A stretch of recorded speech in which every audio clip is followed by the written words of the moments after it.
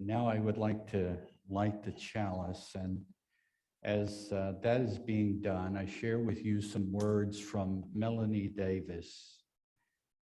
If ever there was a time for a candle in the darkness, this would be it. Using a spark of hope, kindle the flame of love. Ignite the light of peace and feed the flame of justice. Amen. And now, thank you, Pam, from afar. And Pam is showing new talents today. If you are a visitor for the first time, could you raise your hand? Okay. If you are, we're trying to fill some board positions, so I just want. But if this is the second time you visited, the third time. Wow, okay. Very glad to have you here and to be with. When Allie and Lily, and she's panicking, but don't worry, this is not going to be that bad, I said. When they were 7 and 6, I believe, we went to a grocery store which periodically gave balloons to children who came through the line, and they did that this day. Beautiful red balloons that were filled with helium, so they stood up, and the daughters were delighted. We went to our car, drove about 5 minutes, and I was at a stop sign, and I heard a scream in the back seat. I turned around and I saw that Allie was crying. Now let me say something parenthetically about crying and Allie. Allie is a world-class crier. And if an occasion arises for which tears are needed, she will excel. And so she was weeping pretty intensely, and I saw that the balloon had gone through the window. And so the kids were stunned. And Allie asked in a panicky voice, "Where did the balloon go?" I was still working on my fatherly skills at the time. And I said, well, it went up in the sky. And together, Allie and Lily, as one, yelled, "Why? Why did this thing happen?" And so I then made my next mistake, because at that time in my training as a father, I had determined that I would try to help my children see the world on a fact-based foundation. I thought that would help them. I had read a book or something. I thought that would help them. And so I said, well, the air in the balloon is lighter than the air outside the balloon, and it just went up. Dead silence. So I wrote another minute and I said, well, you know, balloons go up in the air if someone doesn't hold them. And so I realized as soon as I'd said it that it had intensified the guilt of Allie. And so we went along and we went back to the store, got another balloon, and peace was reinstated in the household. And then we went home and the balloons rested on the ceiling. And then after a few days, they went down and down and further, but it didn't matter at that time because other distractions had taken their attention. And I saw in that experience that I thought about a few days afterward, the intensity of my desire to shield our children from the reality that change happens, that disruptive events happen. The balloon was more than a balloon. The balloon symbolized a lot of things. Have you had something taken from you? Something precious, something important, in a manner that perhaps was abrupt or unjust or unfair or all of the above. And I knew that about life, and I was trying to protect my children from that experience, but of course, I could not, as none of us can.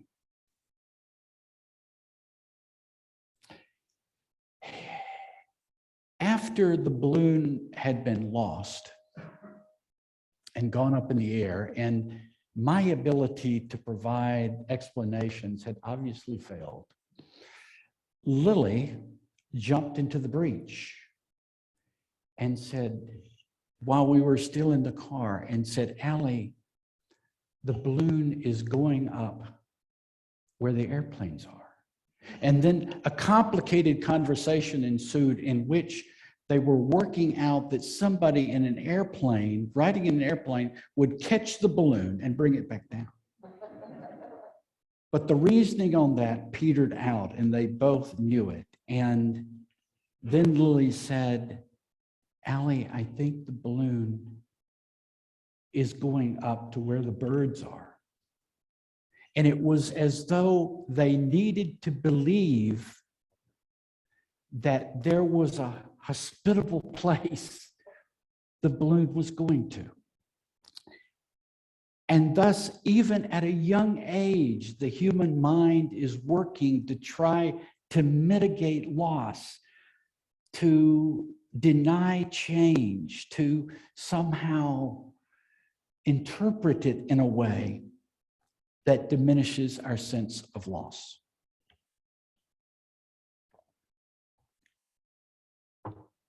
We hold on to what has been. We resist the new, although at some level of our being, we know it is a losing battle. Sometimes the form of holding on takes the incarnation of holding on to our children as they make their transitions through life, of saying, no, I don't want you to go to this next stage, please stay back.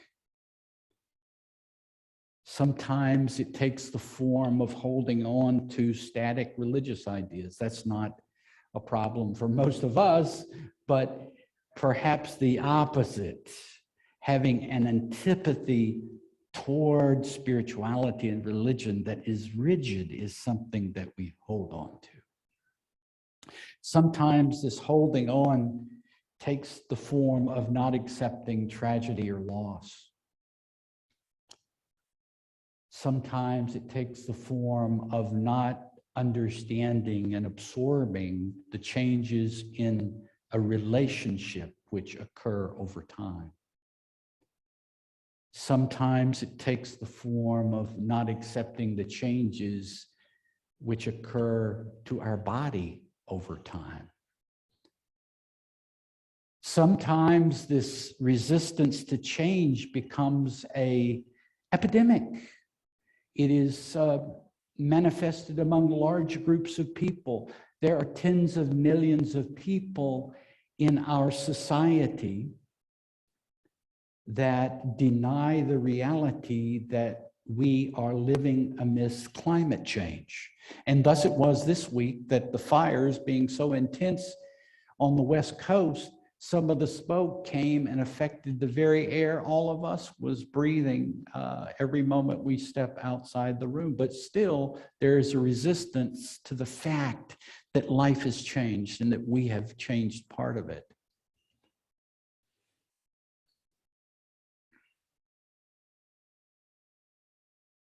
There are tens of millions of white people who cannot fathom the idea that they as persons and we as a society could live in a genuinely pluralistic,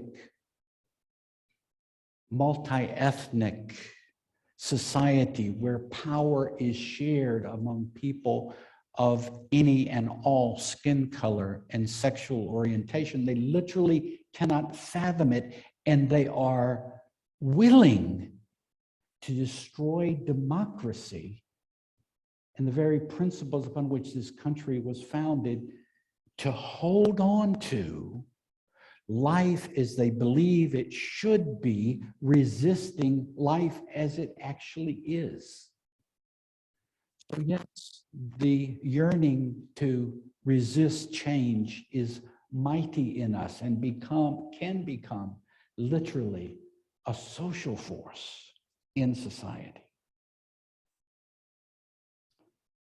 The stubborn fact is that everything changes. I change, you change, we change, this congregation changes, the weather changes, history changes, our bodies change, relationships change, beliefs change, the way science affects society changes. Everything is in change, in flux, and we cannot resist it.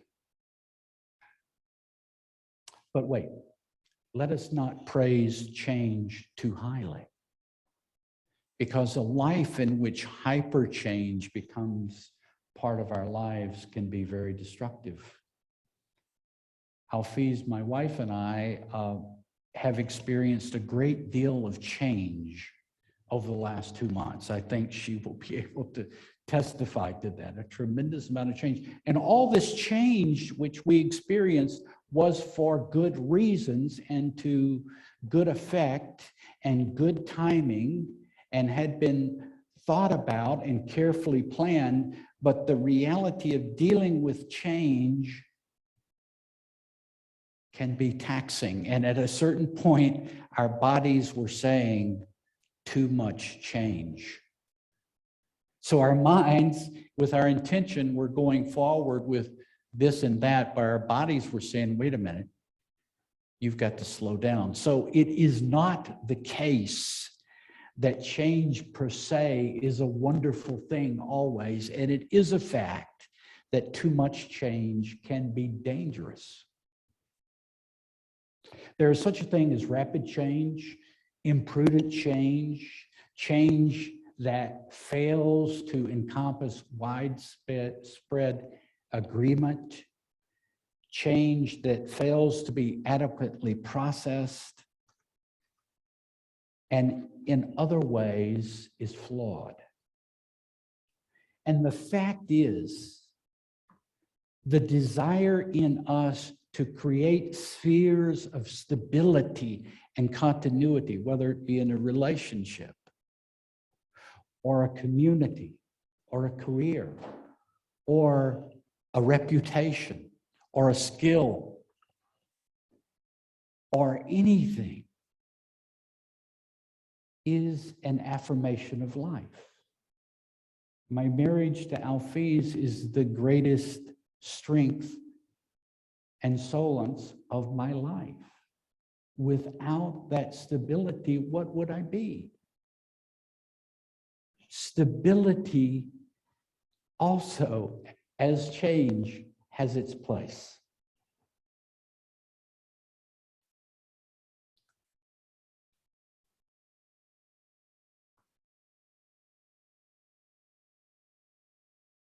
Where does the balance lie, however?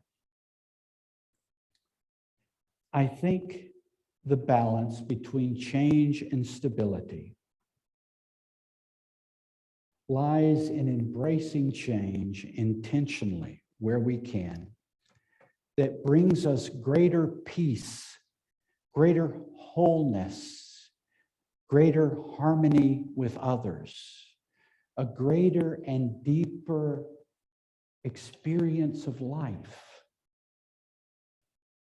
And as surely as the sun rises, taking a stand against change, denying reality, is something that can harm us. as is trying to digest too much change. I raised this issue of change and of the balance between change and stability for a reason. Because over the next 6 to 9 months, I will ask the congregation to engage in a process of intentional change. Now, intentional change is a whole new order of thinking about change, because although we cling towards stability and are averse to things which might alter our lives in some way, there is such a thing as intentional change, willfully trying to embrace something which we believe, although in some ways might be disruptive, nonetheless, through doing it, enriches our lives. And as I stand before you today, I have so much experience I could share of people who try to avoid that cutting edge of living at that place where we're inviting change into our lives intentionally to bring about a greater good in our own life. And that is what I will be calling, or trying to call, people to consider. Not carelessly, not thoughtlessly, but with prudence and deliberation. I will be asking this congregation to revise its policies. I will, with others, have a town hall meeting in about 3 weeks or 4 weeks with everybody who's interested in coming to talk about that. It's a dull subject, but it's so important for the long-term well-being of the congregation.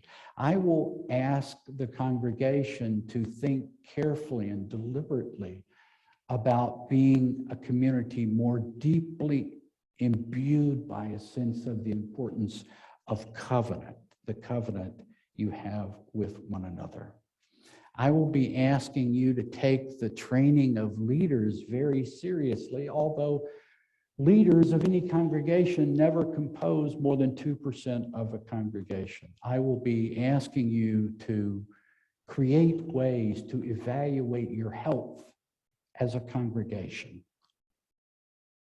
I will be asking you to think clearly and deeply about who you are and where you want to go, because there is power in that. Now, I need your help because I would like to tell you a secret. Are you ready? Don't tell anybody. UU congregations are very conservative places. Oh, did I say that? Alphys, did I use the word conservative? Now, bear with me a moment. They're very conservative places. Now, not philosophically, religiously, spiritually, or politically. Oh, no. We cannot find the limits in those spheres and endeavors. But organizationally, we are the Puritans reincarnated as far as. And we don't think as boldly as our evangelical and fundamentalist cousins in the religious world, who will resort to any form of organization that helps them go where they want to go. They don't think in terms of how do we preserve our organization? They think in terms of how do we fulfill our mission? And what organization do we need to get there? Now, I hope that you don't accuse me of blaspheming the UU movement later on by saying, but I think that there is some truth there. So I need your help. because what I say and what I think and the experience and insight I bring from the life behind me is really null and void unless you, the people, in some way endorse it and affirm it.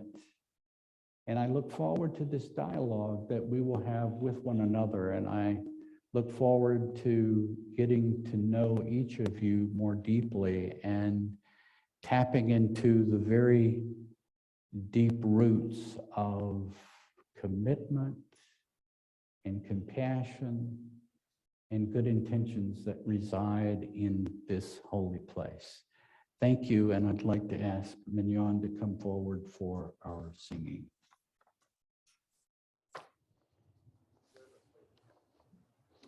I'd like to share with you a reading from Sabina Laura. May we consider this paradox we live in between change and stability.